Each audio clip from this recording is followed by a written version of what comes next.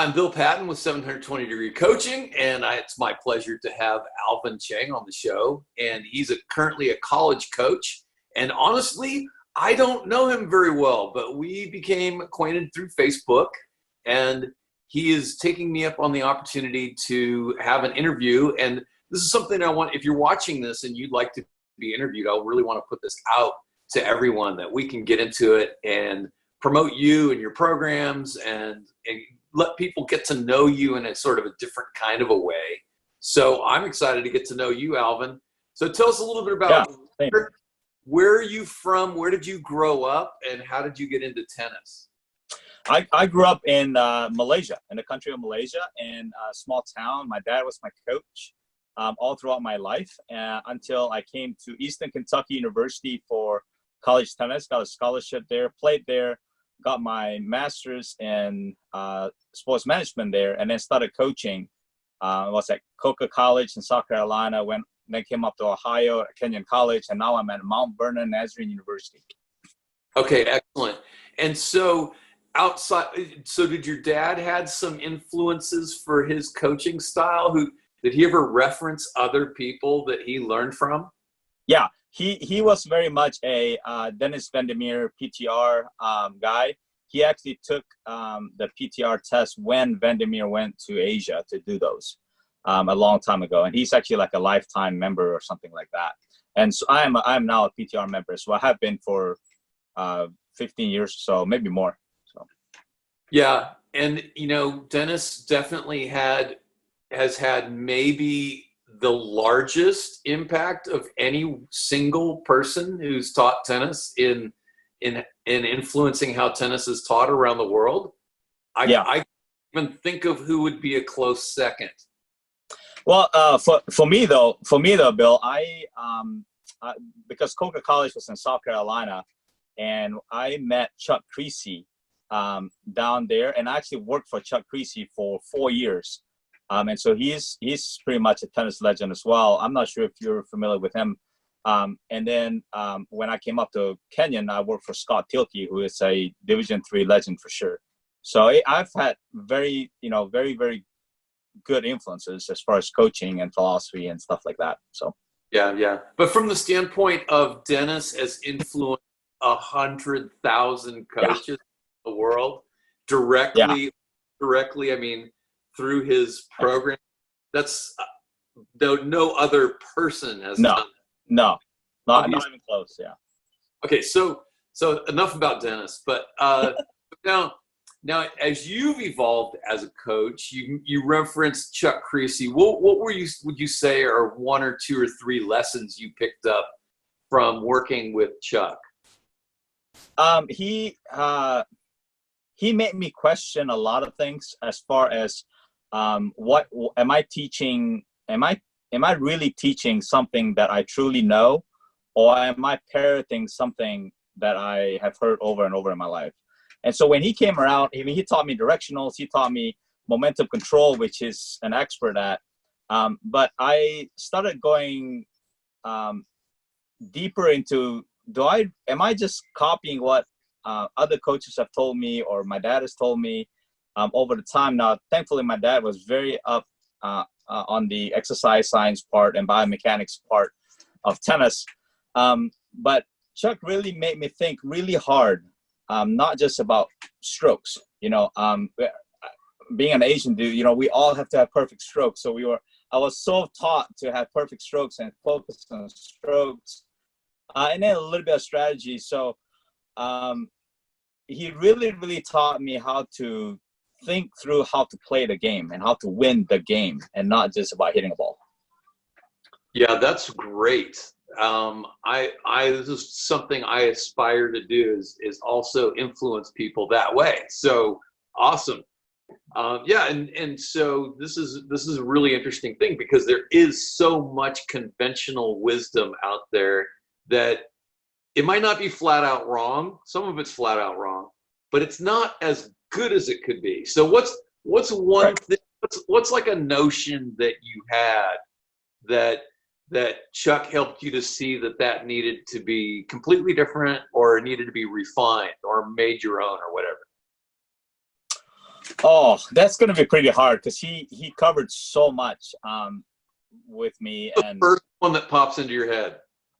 the first one that popped in my head, hard work beats talent if talent doesn't work hard. You know, yeah, and tennis coaches, you know, as far as college coaches too, like we recruit so much on talent, and sometimes you know, there's also a whole other faction that says talent is not a thing. Well, there are certain things that ability is God-given ability that, you know, how fast can you run without training? How tall are you? You know, and so there are certain things that are obviously talent, but we recruit so much on that sometimes we lose this intangibles that you have to recruit as well. And as tennis coaches, obviously you want to coach the kid that can hit the ball the hardest and that can run the fastest and has the best hand-eye coordination. But there's always that one kid in the clinic or whatever that just maximizes every potential just because he works really hard. And running camps for him, for Chuck Creasy, he's very good at weeding people out from that top group. And he really pushes that top group, and that he keeps that top group a serious elite top group.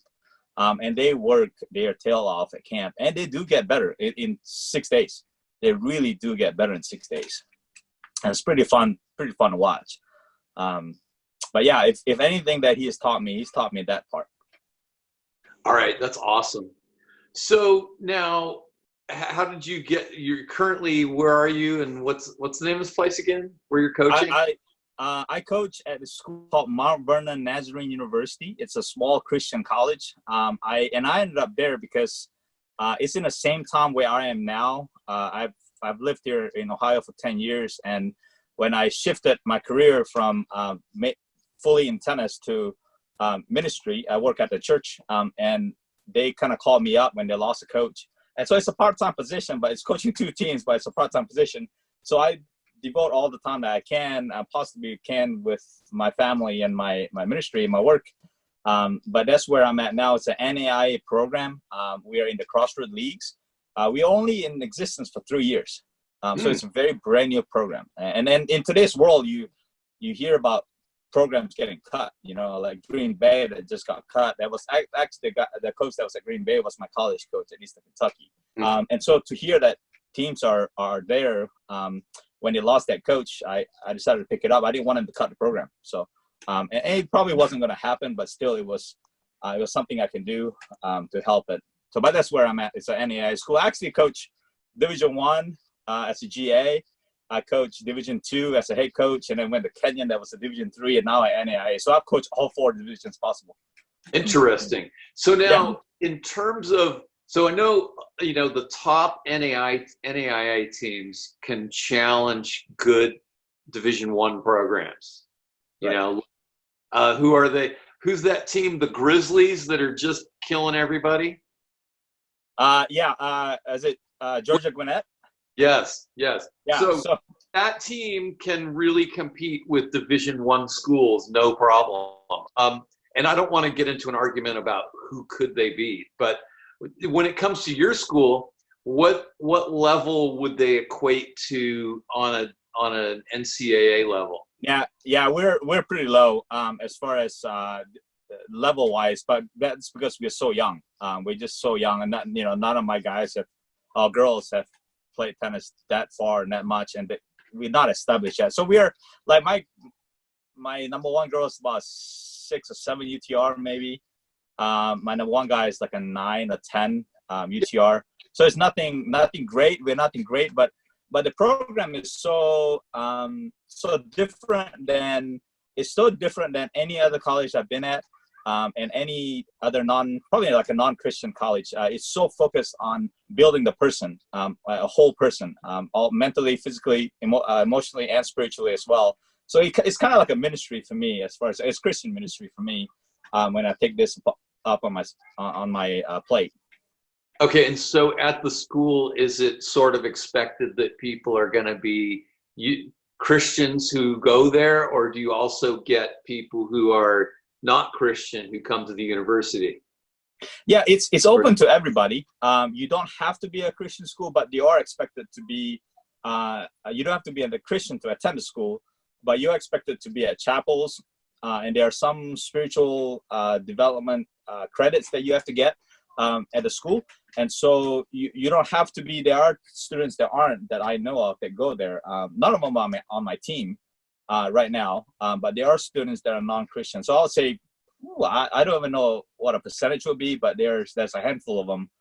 There are not, but it is open to non-Christians as well. That's interesting. Okay, so now, how does your faith inform your coaching philosophy? So I have I have two.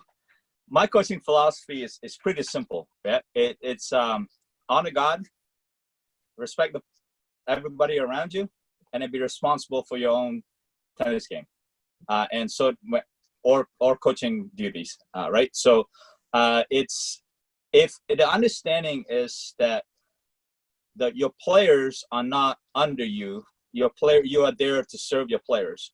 Now, sometimes people think about serving in a very, very different way, like you're a slave. Not necessarily. When you're serving them, means you help them become better, and that's truly what leaders are meant to be. You are helping other people become better, and so that's what I aspire to be as a coach, is that I function as a leader in serving my players to become better. So I'll do what I can and spend the time that I can and give all that I can so that they can become better tennis players, and not just better tennis players, but better people, and not just better people, but better Christians. Okay, so I think sometimes people think that those kinds of things happen and it's just all so dreamy and nice all the time. So do you have any stories you can tell about times that it was difficult because there was some kind of conflict or disagreement? Well, because I'm at a Christian school, currently it's not that difficult, right? It's not that because people understand that model. I would say it's never quite been challenged as far as the way I look at it. Now, there is the difficult part sometimes come when people expect you to be harsh and you're not. Because you respect the person enough to not be harsh, to be firm, but not be harsh. I heard this story about Bobby Bowden a long time ago, and about how Bobby Bowden coached at Florida State, and he always says, the media wants somebody to be kicked off the team. The media wants somebody to be basically crucified at the stake, whatever. But he says those people don't care about the kid, because in reality, what's better for the kid is if you get up at 6 o'clock every morning and run the kid, and he learns something from it. And so I remember hearing that lesson a long time ago, and it didn't necessarily happen to me, but I always remember when I coach, that person that I coach, that I'm on the court with, the value for them isn't to just get them off the team.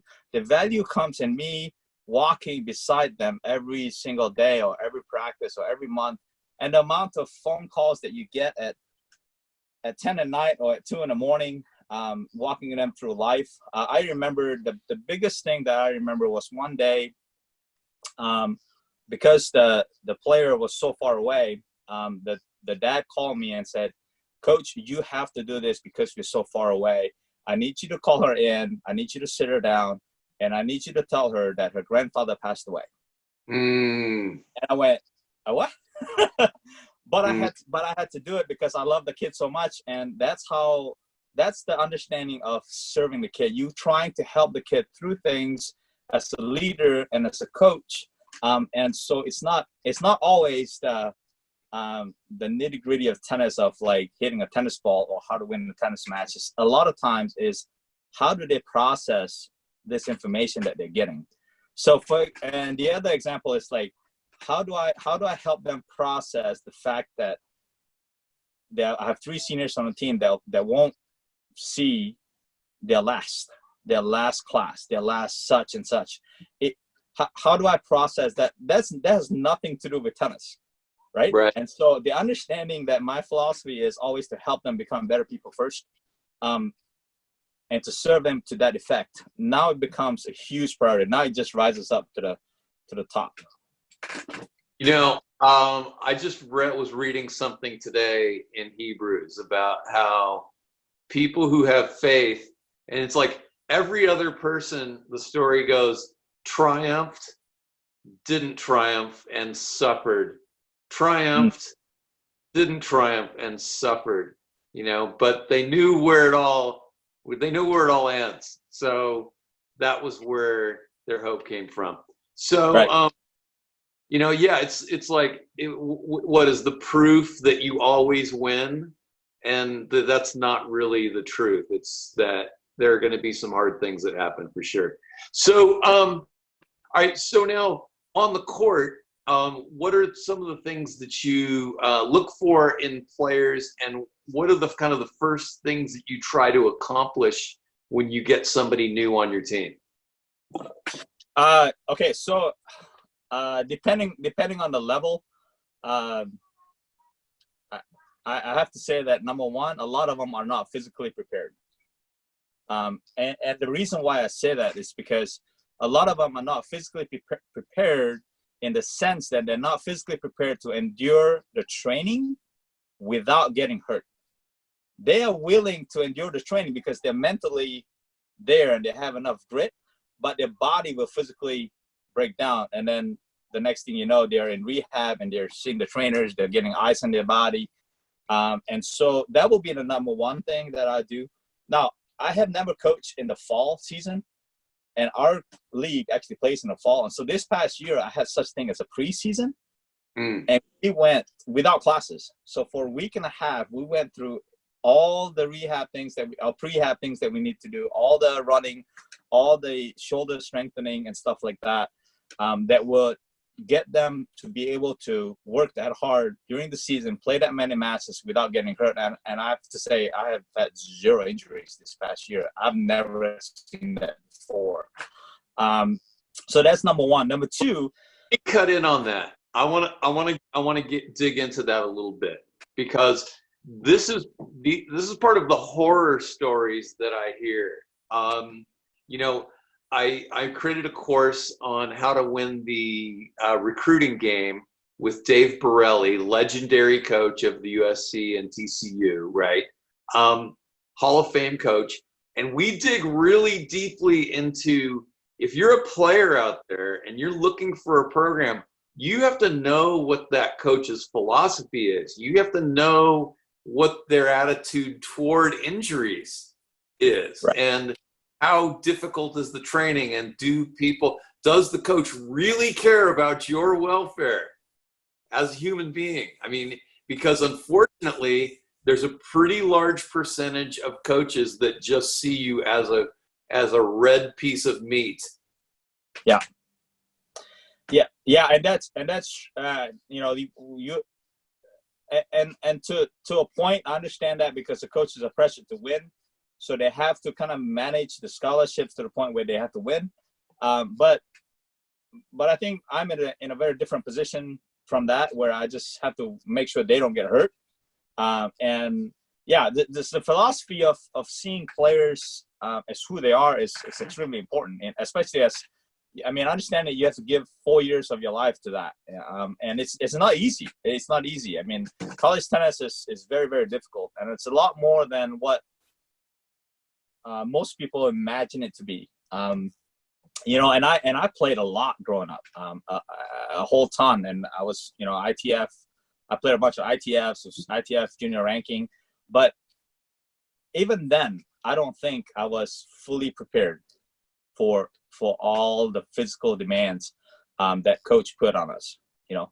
So interesting. All right, so what's another thing from another coach that you've had that you know synthesized into your coaching?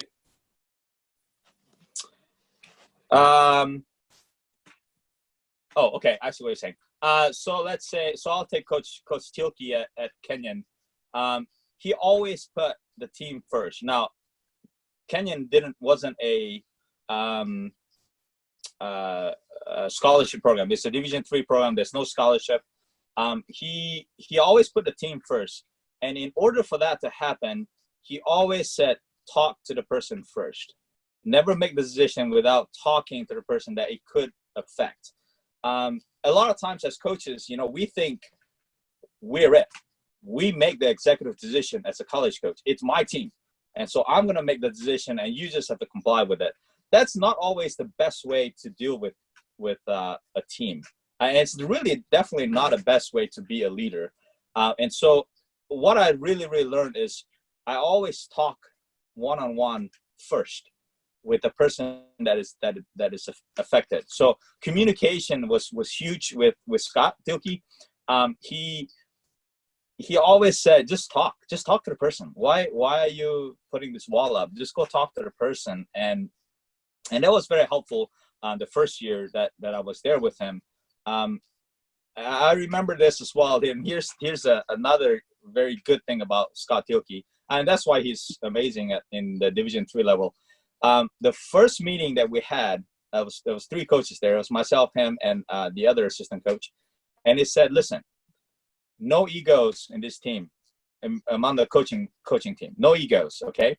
And he gave an example. He said, listen, if I'm coaching a kid and I'm not getting it done, and I call you over, be ready to switch me out and say, all right, coach, I got this, and help that person win the match for the team.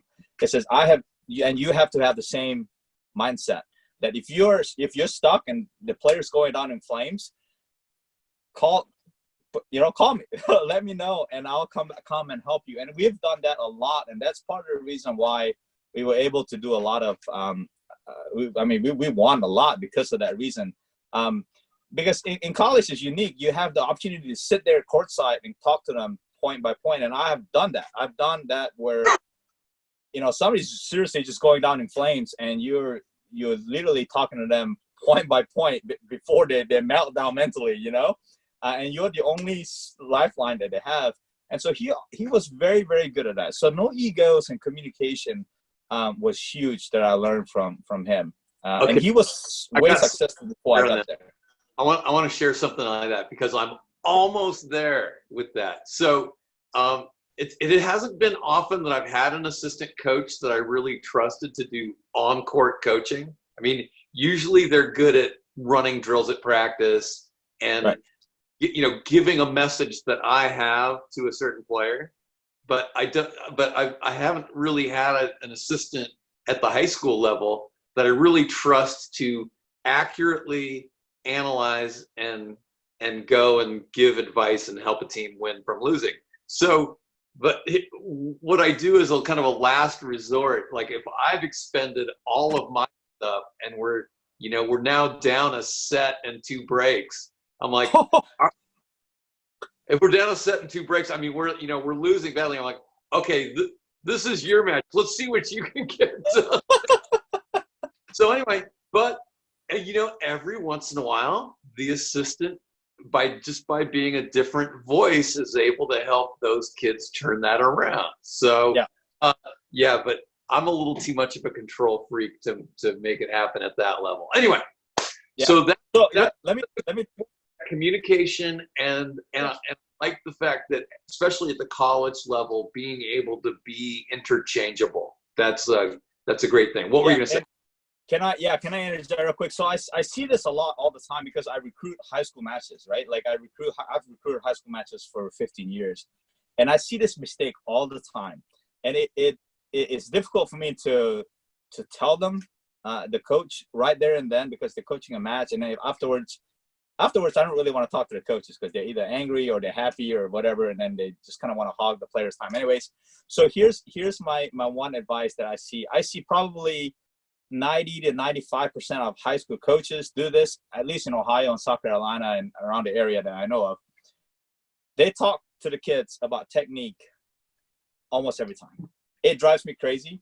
I said the kid has zero ability, even if they comprehended it, they have zero ability to change it on how they hit the ball. So let's talk about strategy. Let's help the kid figure out the match. Let's help the kid figure out matchups, strengths and weaknesses. And so if I could say one thing to all the high school coaches is avoid technique altogether. Even if you're right, that's the difficult part. Even if you're right, you have to swallow that pride and say, let's figure out, let's try to get your strength and hit that as much as possible to their weakness as much as possible. And so it's not easy, but I want to give a caveat on that. I agree with you 99% of the time. So here's my exception to that. If there's a certain technical thing that you've been working with a lot and they just need a reminder, okay, right? Correct. So, but you're not going to teach them a new technique in the middle of that match. That will not Correct. happen. Right? That is a good caveat. Yes, that is very true. The other one I is, can't say I've never done that either. I made the same mistake, and yeah, you're right. the more you focus on the weaknesses of the opponent, the more confident your player will feel. Because they're self-absorbed, they're only thinking about their weaknesses. But when you go, would you look at that horrible backhand that kid has? Have you noticed how if it's over his shoulder, he just can't hit it? And they go, wow, that's amazing. Yeah, and so, okay, so we're going to pick on that, Yes. So the more they can understand relative weaknesses of the opponent, then the more power they get. Yeah, and I began. Yeah, that's very, very true. The one thing I began as well is I said, look, especially in doubles in Division III, it was 1 point, but it's only eight game pro set, so it's really fast, quick, easy 1 point that you can win or lose.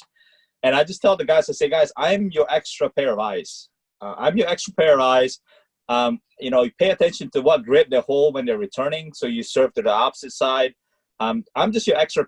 So my first game during the first changeover, I said, okay, this is what I see. And I don't tell them anything else about what they do. And so you're pretty much a second observer that you're able to. And I wish the pros would do that because it will make pro matches unreal. Yeah. To have the ability to have coaching. And that's where you get some classic college matches. You make a great point because the advantage we have is we're standing still, right? Yep. But I think some coaches, though, think that because they're standing still, they know what it's like to be in that position. But see, I always listen to my players because when my player says, Coach, that ball is so heavy. Yeah. Well, I feel it. I feel the weight of the ball. So I'm like, okay, well, now let's problem solve. Now that I heard what you have to say, let's problem solve that. Or sometimes, I know a player's capable of doing a certain thing, but when they tell me, yeah, coach, I've tried it 10 times and I'm just not executing today, right? I'm like, okay, well, then I'm not going to keep pushing that button. I mean, we can't go there if they don't feel confident. They've already tried it. So, Right. So we go in a different direction. I mean, I can relate to that from playing basketball. Like I'm playing and all of a sudden my shot's not there. I've tried 7 shots and I've only made 1. So I go to my teammates and I say, hey, I'm not shooting well today, so I'm going to pass and set picks and, so don't expect the pass back. So that communication, you know what I mean? Yes. Right. Absolutely. So, yeah. All right. We're going to wrap this up. We could go a lot longer, I'm sure, but here's what I want to do. As your program's growing and improving, who's the ideal player and what's their approximate UTR for them to come on your program to help improve the program? Yeah, I always, I don't quite believe in fast changes. I believe more in a gradual change, because I think that takes, not just that it takes more work, but I think it's more it's more whole, I guess is the best way. So right now I would say any male player that's around 8 or, well, actually 9, about 9 or 10 will be pretty good. And we're about, I would say we're about 1,400 person school. So someone who wants to come to a small school, and then someone who's wants to be at a Christian school. And if they, even if they're nominally a Christian, that's fine. But the goal is to build the person as a whole, spiritually, physically, mentally. For the women, about a 7 will be really, really good for us. But I'll take anything below that, because once again, we build a big team, because I think that helps build people more than just like, hey, let's keep 7 or 8. That's all we need to keep because that's all we need to play. No, not really, because we built a really good culture. And the former coach actually built a really, really good culture for the team that I just happened to step in and added, just the tennis experience and moving that forward. So like a 10 UTR, a girl about a 7 UTR will be really good. But really someone who wants to just, have a complete program. The program is not heavy, if that makes sense. I'm trying to use the word heavy. We train, we play hard, we work hard, but it's not heavy. I played Division I tennis and it was extremely heavy. You were just asked to do so much. But a lot of, like, for example, one of my girls wanted to be an RA. I was like, look, just do it. Just be an RA. There are other things in college that you can enjoy while still being a good tennis player or improving as a tennis player. It's not their life. Tennis is not their life here. Got it. Last question. Yep. What kind of school is it, and what would you say the top majors are that people would want to come study? It varies. It varies. We just added a new engineering program, so that's kind of on the up and up.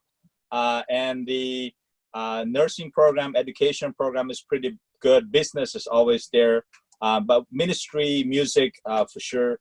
I think I would say those would be the liberal arts with engineering.